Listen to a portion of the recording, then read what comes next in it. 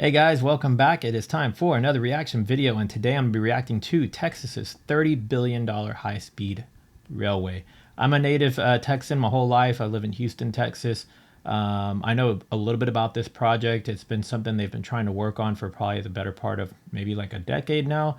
I would love to see this come to fruition, but this is it looks like to be an updated video, so I'm hoping to maybe learn some new stuff about the project and see if it's moved along. Quick side note, if you like Texas merchandise or apparel, this is one of the shirts that I have, and I've got several other Texas related shirts, and I have some for Houston, Austin, Dallas, San Antonio, and all of that. So yeah, be sure to check out my merch store as well. With that being said, let's get into it.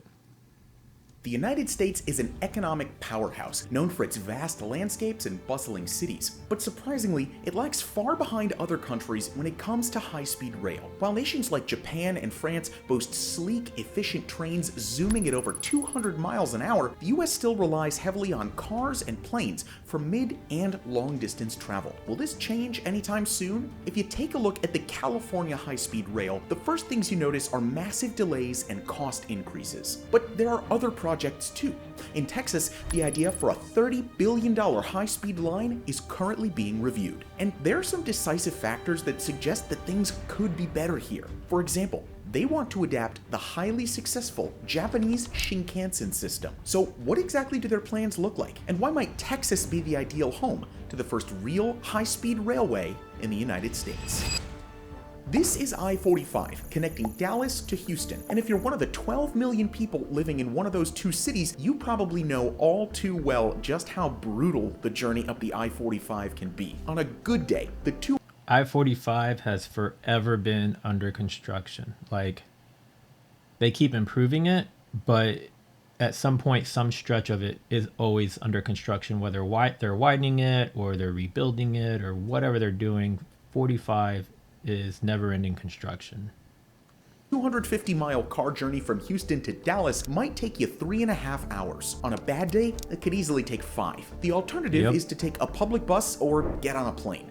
And if you want to go by train, well, currently, there's no real option. Technically, you'd be traveling for 22 hours. It's hard to believe, but America's 4th and 5th largest cities are just poorly connected. Over 100,000 people make the journey at least once a week, but traffic can be really bad, and accidents are so common that it's actually considered one of the most dangerous roads in the entire US. And that's why a new solution is on the table, one that's been talked about since 1989, but is only now looking like it might actually get moving. We're talking, of course, about high-speed rail. One of the things he mentioned, about taking a plane being an option, with the drive being 3.5 to 5 hours on average to get from Houston to Dallas or vice versa, you would think, oh, a plane's fast because it's the flight's under an hour. But then all the check-in time and wait time and getting in and out of an airport and all of that, it ends up not being that big of a difference in time to fly versus drive. So yeah, there's like, if this train could happen, this could be huge for us. What really excites me about high speed in general is that it is the great untapped opportunity for US transportation. This is Andy Byford, the Senior Vice President at Amtrak for high-speed rail development programs. Amtrak is the company currently doing a feasibility review for this whole project, and we got the chance to interview Andy for this video. I'm a career railwayman, as I'd say, a railroader. I've been doing this for 35 years, so it's been a very fascinating career. Taken me all over the world, but this new gig at Amtrak is really exciting. But the Amtrak is now looking at is connecting those two cities using Shinkansen Japanese technology to link Dallas and Houston on a 90-minute journey, sub 90 minutes. That is impossible to do either in a car, which takes you about 4 to 5 hours, or by flying. So this would be transformative. 90 minutes to get from Houston to Dallas or vice versa. I've not visited Dallas as much as you would think, considering that it's not that far of a drive. I've commuted to Austin countless times. Like, I used to say Austin was like my second home, and Austin's maybe about an hour shorter drive than Dallas. But if we had a 90-minute train, not only could you just commute back and forth to Dallas on a regular basis and with ease, you could potentially even work in another city. people from Dallas could work here in Houston and vice versa, you know. So it's really interesting, where you could make a quick, easy weekend trip to Dallas, or even a day trip back and forth to Dallas or Houston, Dallas to Houston. So I would love to see this actually come through and work out for us. Yes, you heard that right. They want to use the most efficient high-speed rail in the world, the Japanese Shinkansen. Imagine jumping on a train in Houston and getting off in downtown Dallas 90 minutes later. No traffic jams, no exhaust fumes, and no accidents. Just a calm, smooth journey at up to 205 miles per hour through the rolling farmland of the Lone Star State. All in all, this project would more than half the journey time for commuters, and even be faster than flying, once you take into account the time traveling to the airport and getting on the plane. Okay, so far this makes sense, but there are certainly more cities that could be connected with a high-speed rail, so why should it work right here in Texas?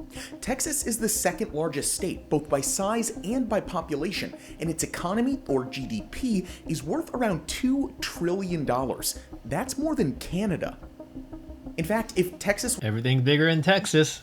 Texas has got a higher GDP than all of Canada. That's insane. Was an independent state, it would be the world's 9th biggest economy. Things are going so well in Texas that in 2023 they had a budget surplus of $32 billion. And the success doesn't stop there. People are flocking to Texas. In the 2010s, the population grew by 18%, and since 2020, the state has gained over 750,000 jobs. That's more than a third of all new jobs in the entire country. There's space, low taxes, cheaper housing, and a variety of expanding and profitable industries. The state of Texas. Housing isn't as cheap as it used to be. It's still more affordable than a lot of other places throughout the country, but it is not as affordable as it once was. Texas is growing exponentially, and it's already a very, very heavily populated state. And the prediction is it's only going to get bigger, and most people will be living in the big cities, and particularly Dallas and Houston. The Dallas-Fort Worth Metroplex is now home to almost 8 million people. It's expected to become America's third biggest city by the mid-2030s, overtaking even Chicago. That's a lot of potential rail passengers. All in all, investing in Texas makes sense right now.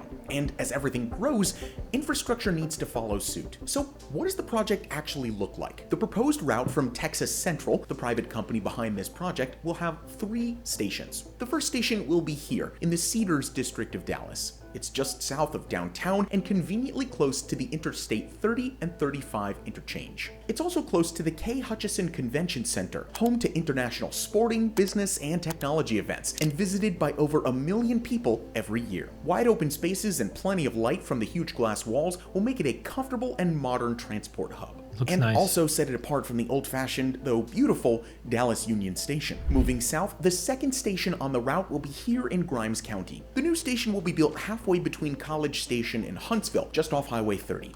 So College Station is where Texas A&M is, and Huntsville is where Sam Houston State University is. Yeah, so 2 big college towns, and what's in between right now is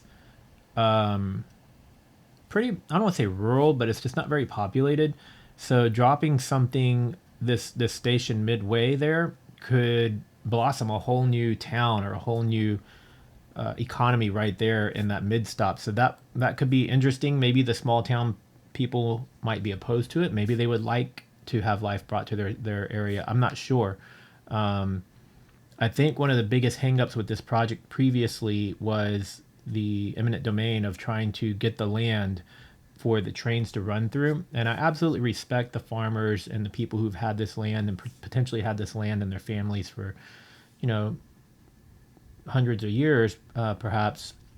But I also feel like there's got to be a way to make both parties happy, because I think this would be a huge success for Texas to have this, and it could help in so many ways. It could encourage growth in all of these areas, and it also helps the commute potentially in these colleges.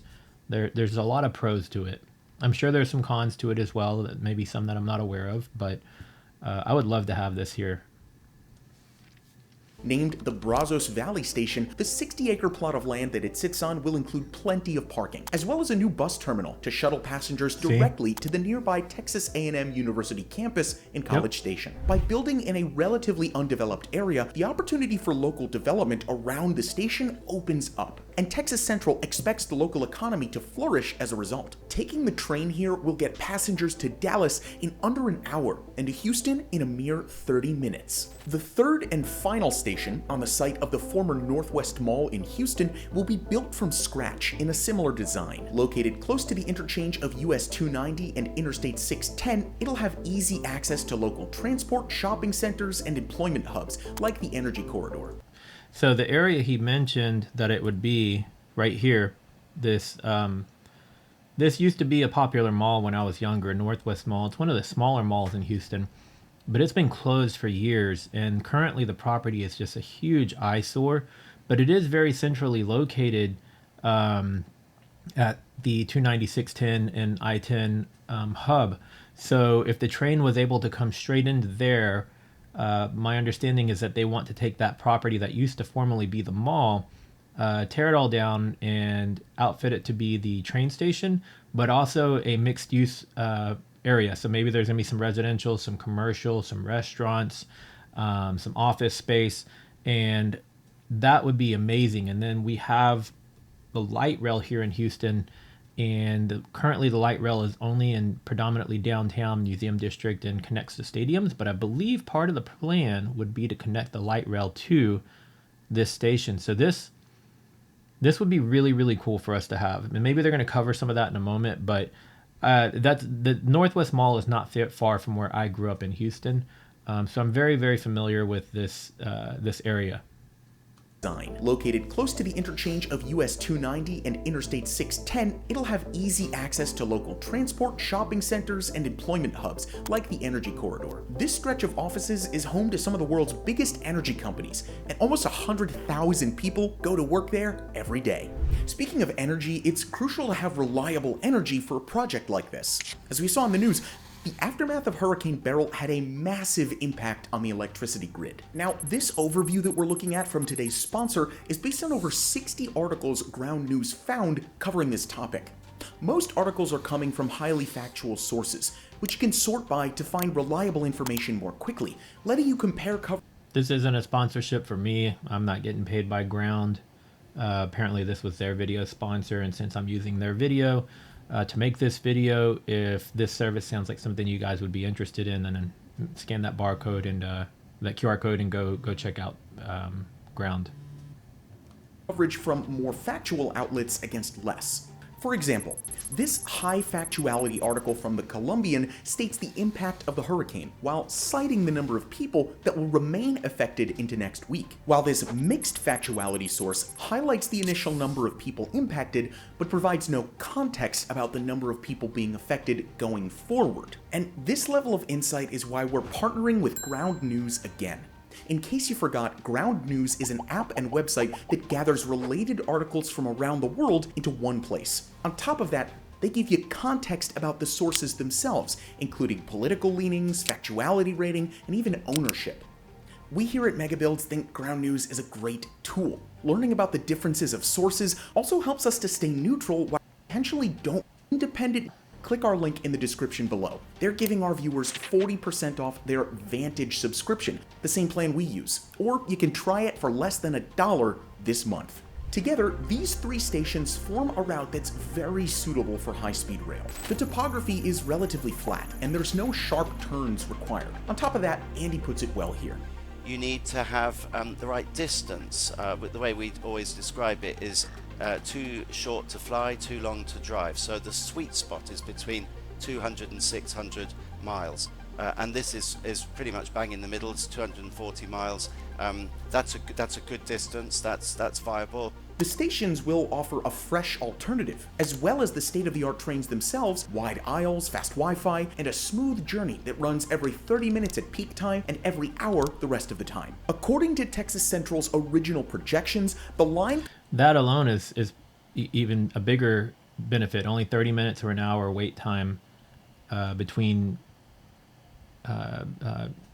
routes. That's really awesome.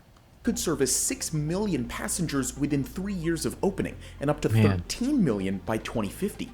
Not only that, but with more people taking the train, fewer cars will make the journey between Houston and Dallas. And that means quicker journeys for everyone, fewer road accidents, and a whole lot less pollution, as rail travel generates significantly less emissions. In their original plan, Texas Central estimated that the project would support 10,000 direct jobs each year during construction, and 1,500 permanent jobs once the train is operational. And success here could mean success for other high-speed railway projects in the United States. Okay, sounds great, right? But how are they actually going to do it? They plan on using the same system as the world's most successful high-speed train operators, Japan. Let me explain. In 1964, as they got ready to host the Tokyo Olympics, Japan opened the world's first high-speed train. Known as the Shinkansen, or the Bullet Train, Japan's first high-speed railway connected Tokyo and Osaka and initially ran at 135 miles per hour. Nowadays, trains run at 200 miles per hour. That's and crazy. the network has grown a lot. 9 lines now connect 22 cities across 3 islands, and the average delay is only around 1 minute. In its 6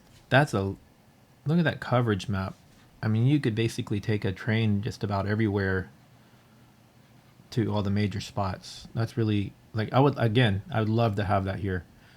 Get Dallas and Houston done, and then have a stretch that somehow ties into Austin, and then tie in San Antonio, take it all the way out west to maybe perhaps like El Paso or something out that way, and start connecting that Midland, Odessa, connecting all of that side of Texas to us to make it a faster commute, because I feel like those areas, the west side doesn't get as much, people aren't commuting there as much, and I think it's just because Texas is so huge, but if we had trains that we could take there relatively fast, it would be a game changer.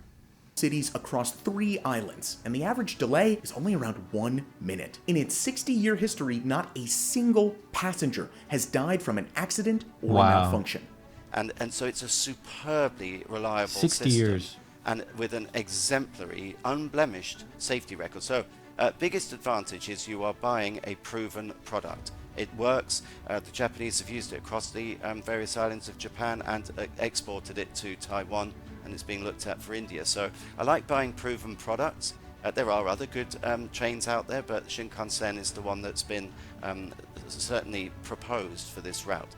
The Japanese high-speed network runs completely independently from the slower passenger and freight trains, and this would work well for Texas. Traditional railways in America aren't really compatible with the high-speed Japanese technology, making cross-operation incredibly difficult. So it's actually good that the new line doesn't follow any pre-existing track. With that in mind, it's not difficult to understand why Texas wants to adopt the Japanese system, and Texas Central has already set out a plan to work with a Japanese company, JRC, on the project. They'll use imported technology and expertise to build the Dallas-Houston line, modeling their trains on a slightly bigger Japanese version. By using this tried and tested technology, Texas Central can give some pretty solid guarantees to investors. The front of this train reminds me of like a dolphin nose or I don't know, like some sort of sea creature though that's just so elongated. And the public about the trains. But while Japan runs perhaps the most reliable high-speed service in the world, they are not the only ones. In fact, high-speed rail can now be found across the world. France's network, for example, runs for over 1,700 miles. The TGV, as it's called, is efficient and popular, and even merges with similar-sized networks in neighboring countries, like Spain and Germany. China, as you may be able to guess, has gone one step further. Since deciding to adopt high-speed rail back in 2008, they've since built over 25,000 miles of track. Now that works out at more than double the rest of the... Just from 2008 to 2020, let's see. They've since built... Look at that difference. It looks like a heart or something. But no, I mean, that's amazing. Amazing. Over 25,000 miles of track. Now that works out at more than double the rest of the world's high-speed rail combined. They initially used the Japanese technology as well, but they've since developed their domestic capacity and are close to becoming self-sufficient in the production process, a path that honestly the USA could feasibly follow. The emphasis here is on could. So what's the actual current situation? Well, this has been a sort of dream for years. There's long been talk of a high-speed line between Dallas and Houston. This goes back way before Amtrak got involved. There's been a an organization looking at this for some 10 years now. During that period, the route was largely settled upon. Some of the land was acquired, and the design of the stations was developed. In addition, market research was carried out, and ridership projections were made in order to assess whether this extensive investment would even be worthwhile. However, the project still faced various challenges. The situation changed when COVID hit, and the old studies and forecasts just had to be redone. And that is where Amtrak got involved. So the big question for us at Amtrak was, I'm glad to hear that Amtrak got involved, because the previous group that was trying to make this happen, just unfortunately that they've ran into a lot of problems, and I believe a lot of the original group was dismantled. And so until Amtrak recently came along and started to take interest in this project, I thought this was going to go away. So that's why I was really, again, interested in seeing this video, because if you're not from Houston or Dallas or Texas, you may not be that interested in this video. I don't know. But I think it's going to make a huge difference for us if they can get this done. Would the business case still stack up post-COVID? In a world of remote working, has suddenly the business case dropped out of this project? Are people just staying at home? And actually, our market research says the business case is actually stronger than ever. Maybe more leisure travelers, fewer business travelers, but a very, very strong ridership projection. And where we are at the moment is we have successfully applied for, under Amtrak's leadership, what's called the Corridor Identification Program with the FRA. They run a series of different grants. We are a recipient of that grant. There's 3 stages, and we're about to enter into the 3rd stage. So not yet a done deal, lots of big challenges ahead, but certainly our due diligence is going well. One of these challenges certainly is the massive budget. The estimated costs for this project currently amount to more than $30 billion.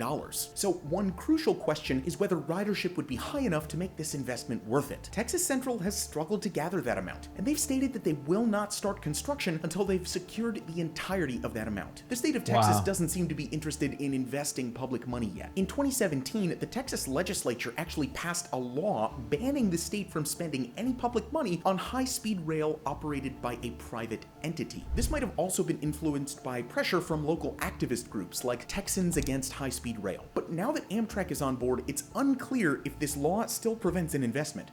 They argue, and quite simply, if we don't undertake exciting projects like this, the alternative is either gridlock or because I would argue do nothing's not an option. Yes, a high-speed rail costs a lot of money. Well, so does adding yet more lanes to the I-45.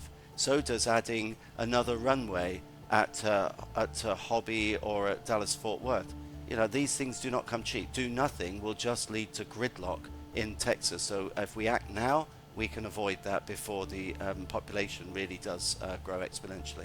But on the other hand, some reports suggest that potential ridership may be considerably less than what Texas Central projects. The activist groups are mostly landowners along the rural section of the line. They don't like the idea of a high-speed train speeding through their property, or worse still, being forced to sell their land completely. In fact, a report from the House Committee on Transportation and Infrastructure claims that around 300 residential, commercial, and community facility structures will be displaced by the project. They go on to say that the displacements will disproportionately affect minority and low-income communities.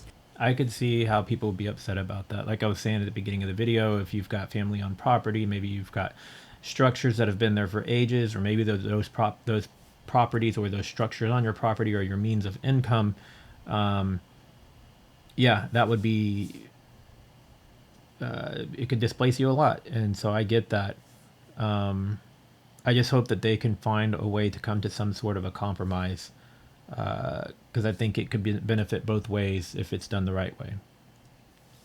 On top of that, many say that the location of the new stations and the lack of fully integrated public transportation systems means that passengers will still have to use cars when going to and from the train. With this opposition and facing internal financial difficulties, the future of this project remains wide open. Andy from Amtrak himself is optimistic, but he also says this.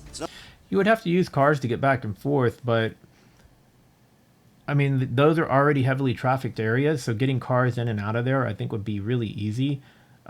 This could help boost the economy in a number of ways, because if you're not driving back and forth, you're still going to need to get from point A to point B once you arrive in Dallas or Houston. but you could easily take an Uber or Lyft, which is going to bring money to those drivers, and then that provides more jobs. If you're going to be staying for an extended amount of time, you might stay at a nearby hotel, again, helping the economy, providing more jobs. And since there'll be fewer cars traveling the long distances,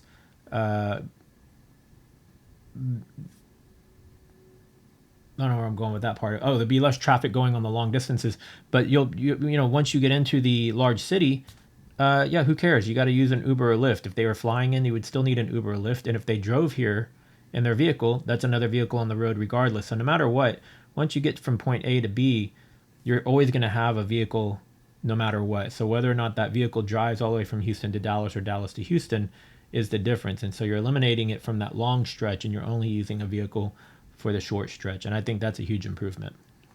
Not a done deal yet. There's a lot more to do, and we can explore that, but it's certainly a very exciting project. If Texas manages to pull off what California has struggled with for decades, a new model for high-speed rail development might be born. And the possibilities are honestly almost endless here. Extensions to the line could bring Austin and San Antonio into the network. There we go. Adding another 5 million potential passengers. A 20-mile extension in Dallas could lead directly to DFW Airport, the second busiest airport in the world. And not only that, but projects in the Pacific Northwest, the Midwest, and the Southeast could finally get the expertise and funding that they need to really get moving. But realistically, we're not quite there yet. An opening of the Texas high-speed railway can't be expected before the early 2030s. In truth, despite the project being well underway in theory, bringing it into reality is a different matter entirely. There are a lot of good arguments for a high-speed rail in Texas, but we also can't rule out that it might suffer a similar fate as California's San Francisco to LA line. So, what side do you take? Do you think the arguments for building this massive project make sense? We'd love to discuss that with you in the comments down below. If you enjoyed this video, we'd appreciate it a lot if you would subscribe to Mega Builds. Thank you for watching this long video all the way through the end, and we'll see you in the next one. That was a really, really interesting video for me. Really, really interesting. If you made it through to the end, I appreciate you sticking around to watch it all the way through to the end. Like I said before, if you're not from Texas, maybe this may not be that exciting for you. But I think it would be a huge shift in the way that people are commuting here in Texas, especially at least between the two largest cities. And it would provide a lot of jobs. And for everybody who's concerned with the climate change and things like that, I think it would be an improvement on that as well. You've got fewer vehicles traveling 200 plus miles back and forth.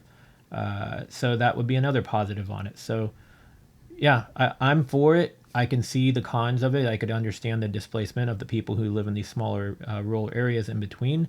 I would just hope that they would find a way to compromise, whether, if they're not purchasing the land, maybe they have like some sort of a lease on the land, so that at least these people can generate income from this passing through their property. And maybe that income will make them more prosperous and be able to do other things. So yeah, all in all, I think it was a great video. Really, really enjoyed it. Very thorough. If you're new here and you like this video, please subscribe. Don't forget to like, comment, share, and do all those things. And I will see you guys in the next video. Later.